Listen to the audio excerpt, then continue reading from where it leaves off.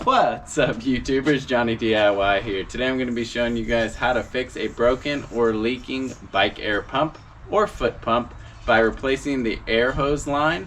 If you guys are new to my channel, please do me a favor and click the subscribe and the notification bell so you can get all my new videos. Alright, let's get to this one. So today we're going to be working on my bike air pump, and as you can see, the line right here has busted away from this little fitting right there. And if it breaks right at that connection point, all you have to do is unscrew this little fitting and cut the end so you get a nice sharp edge, and then just plug it back in.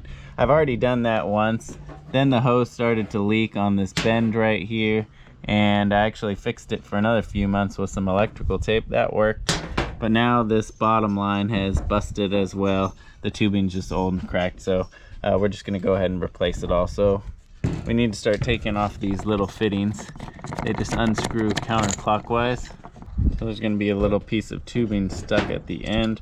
We'll just go ahead and take our pliers and we're gently gonna pull that off. Don't squeeze too hard or you'll probably end up breaking the plastic nipple. You can also take your utility knife and gently cut down the middle of the line. There we go. And then we're gonna do the same thing to this bottom piece.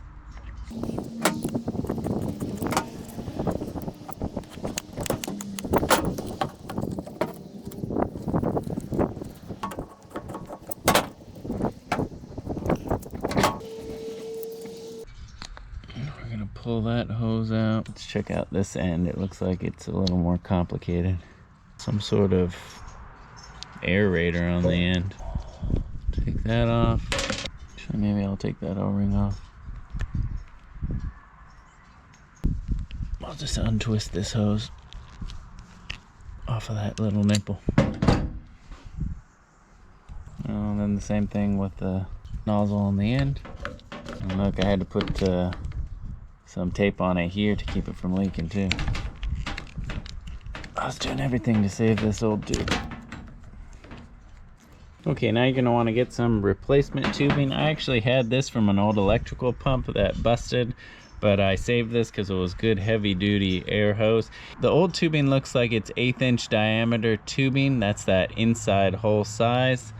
I will go ahead and link some down in the description, as well as the tools and supplies, or you can go ahead and pick this up at your local hardware store or even an auto parts store. Just be sure to bring a piece of the old tubing so you can match it up, because you need that inner diameter hole, but you're also going to need that outer diameter to match for these fittings. Now, I forgot to mention, on the ends of your hoses, if you don't have these screw-on fittings, you have those kind of cheaper clamp-on fittings. What you'll need to do to remove those is use your pliers to pry those off with a flathead screwdriver. Kind of get in underneath them and pry them open. They're just pressed on, and yank those off. And instead of repressing on fittings, just go ahead and get some of these little hose clamp fittings to go over the ends to tighten on the hose.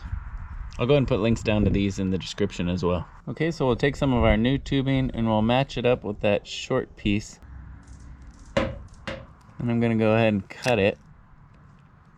Just using some wire cutters, but you can just go ahead and use your utility knife and a board and cut it.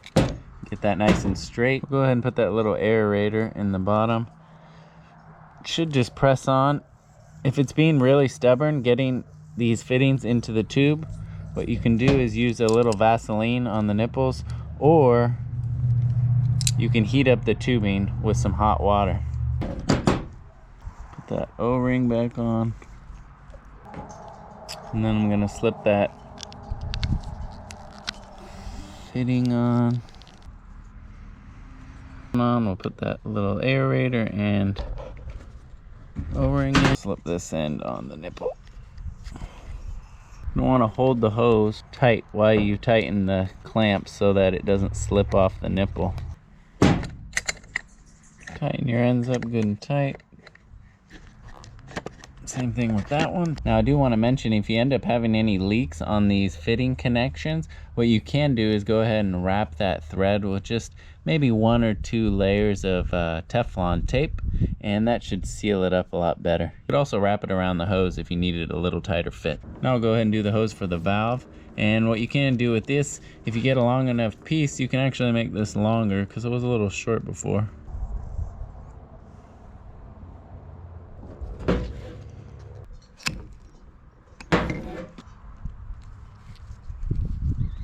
Screw our fittings on first. You're going to want to make sure the smaller flared part is going in towards the middle of the hose. Put our valve on.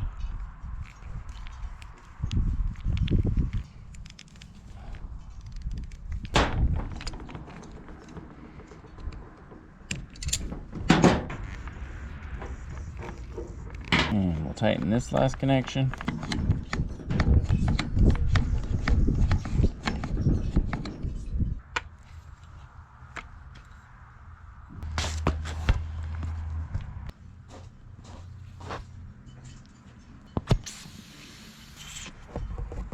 We can go ahead and test it. And hopefully when we pump it up, it doesn't have any back pressure on any of those lines leaking. Doesn't sound like anything. Sounds like it's holding perfect. I don't hear any hissing. You would hear it hissing from any of those connections or any of your lines.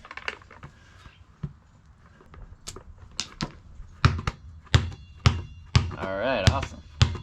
So we got it all fixed. Hopefully you guys found something in this video helpful. If you did, please give it a thumbs up, and if you're new to the channel, subscribe and click the notification bell. Helps me a lot out, and check out my other videos. Thanks for watching Jonny DIY. Keep on doing it yourself, guys. Take care.